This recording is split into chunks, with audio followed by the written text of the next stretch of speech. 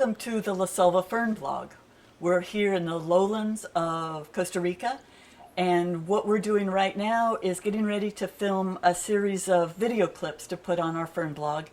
And the different clips will treat different subjects individually, but what I'd like to do right now is just orient you to where we are in Costa Rica and talk a little bit about the diversity of the ferns here on my back porch and also in Costa Rica in general. So first, let me orient you. We're here in Costa Rica in the Caribbean lowlands. Our elevation here is about 35 meters, so we're not at sea level, but we're not much above sea level. North is that way, so if we went directly north as the toucan flies 38 kilometers, we'd hit the border with Nicaragua. San Jose is behind me, directly south about 55 kilometers, and it would be up over the mountains back that way. And directly east, we would end up in the Caribbean Sea, about 60 kilometers.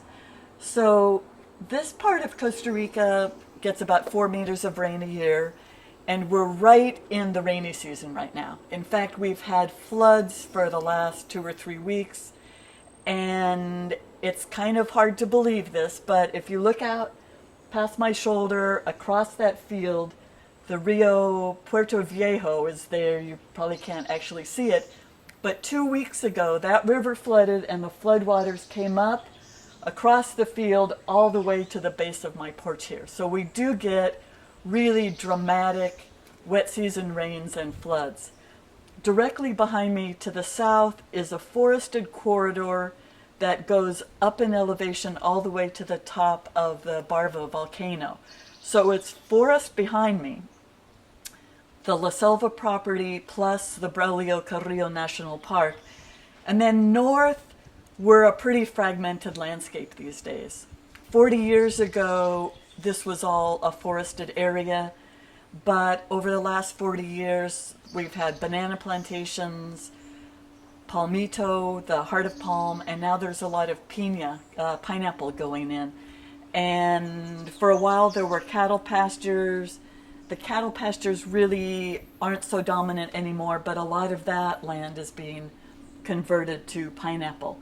So north, we're quite fragmented, a lot of agricultural land, and the population is increasing.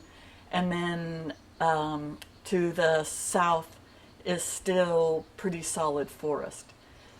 So here at these lowland sites, we have quite decent fern diversity, although it does get higher a little further up in elevation. Here at La Selva, we've got almost 200 species of ferns in a lot of different families, and the families have been recently revised, so I'm probably not going to talk too much about families. But here on my terrace, well, let's talk about genera. There are probably 56 genera of ferns here at La Selva, and I've got about 30 of them here, and I'll show you examples of most of these in subsequent clips.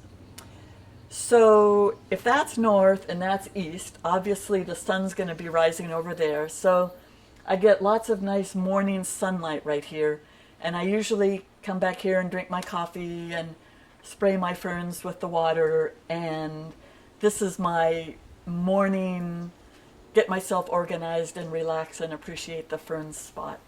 We get a lot of sun right at noon, and this gets pretty hot and inhospitable right in the middle of the day. And then the sun goes down over there, so we have some afternoon sunshine in that corner of the porch.